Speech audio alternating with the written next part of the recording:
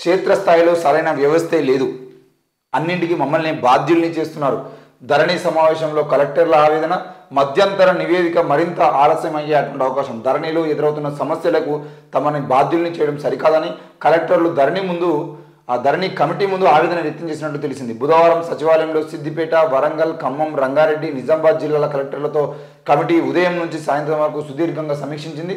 ధరణి అందుబాటులోకి వచ్చిన తర్వాత ప్రతి విషయానికి సంబంధించిన విషయంలో ఎక్కడ ఏం జరిగినా కూడా కలెక్టర్ని బాధ్యుల్ని చేస్తున్నారు. కలెక్టర్ని బాధ్యుల్ని చేసి ఆ విషయం మీద ఎంక్వైరీ చేస్తున్నాము, ఆ విషయం మీద మీరు సమాచారం ఇవ్వాలి అని చెప్పేసి చిన్న చిన్న విషయాల్లో కూడా ఎక్కడ ఏ గ్రామంలో ఏ మూలకు ఏం జరుగుతుందో కూడా దానికి సంబంధించిన విషయాన్ని కలెక్టర్లే సమాధానం చెప్పాలని చెప్పేసి కలెక్టర్ని ఇబ్బందులు పెడుతున్నారని చెప్పేసి నిన్న ధరణి కమిటీ ఏదైతే ఉందో కొత్తగా ఆ ధరణి కమిటీకి సంబంధించిన విషయంలో వాళ్ళ ముందు కలెక్టర్లు ఆవేదన వ్యక్తం చేసినట్టు తెలుస్తుంది.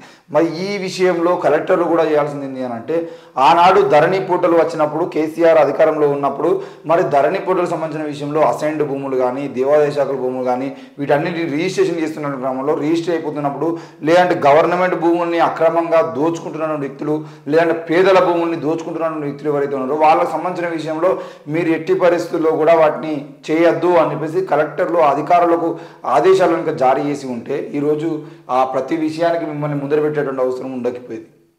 ఈరోజు నేషనల్ హైవేలకి ఏంటిది ధరణి రైతు బంధు పడుతుంది, లేదంటే ఔటర్ రింగ్ రోడ్డుకు సంబంధించిన విషయంలో ఆ భూములకు రైతు బంధు పడుతుంది, ఇటు పోతే శ్రీశైలం రోడ్డుకు మెయిన్ రోడ్డుకు డబ్బులు పడుతూ ఉంటాయి. ఇట్లా ఏ విషయంలో చూసుకున్నా అసైన్డ్ భూములు రిజిస్ట్రేషన్ చేసుకున్న వాళ్ళకి డబ్బులు పడతాయి.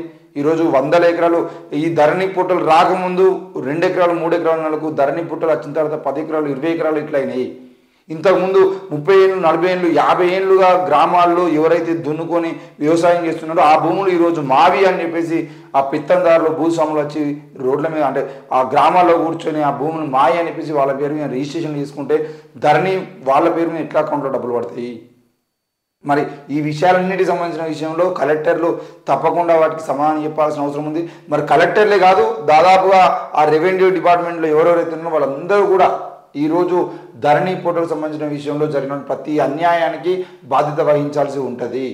మళ్ళా మేము అధికారులము మమ్మల్ని మీరు ఇబ్బంది పెట్టడం కరెక్ట్ కాదు అని అంటే అధికారులు ఎంతమంది ఏ విషయాల్లో ఎన్నెన్ని భూములకు సంతకాలు పెట్టారు, ఏ భూముల విషయంలో వాళ్ళే ఇన్వాల్వ్ అయ్యి డైరెక్ట్గా భూముల రిజిస్ట్రేషన్ కోసం అధికారులతో మాట్లాడి మరి 100 ఎకరాలు 10 ఎకరాలు ఎన్ని ఎకరాలు ఉన్నా కూడా ఒక్కొక్క దగ్గర దేవాదాయ శాఖ భూములు కూడా రిజిస్ట్రేషన్ చేయడానికి ప్రధాన కారణంగా నిలబడింది కూడా అదే కలెక్టర్లు అదే అధికారులు అనే విషయాన్ని కూడా మనం గుర్తు చేసుకోవాలి.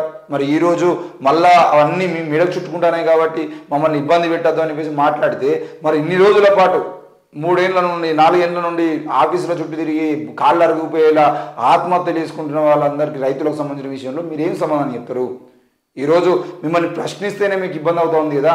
మరి వాళ్ళు వాళ్ళ పంట భూముల్ని వేరే వాళ్ళు మాయి అని చెప్పేసి స్వాధీనం చేసుకొని ఆ భూములకు సంబంధించిన విషయంలో రైతు బంధు తీసుకొని దర్జాగా బతుకుతున్నటువంటి వాళ్ళ విషయంలో ఈరోజు ఎంతోమంది రైతులు ఆత్మహత్యలు తీసుకుంటే ధరణి వల్ల ఆ చావులకు కారణం ఎవరు, ఆ చావులకు బాధ్యత ఎవరు వహిస్తారు?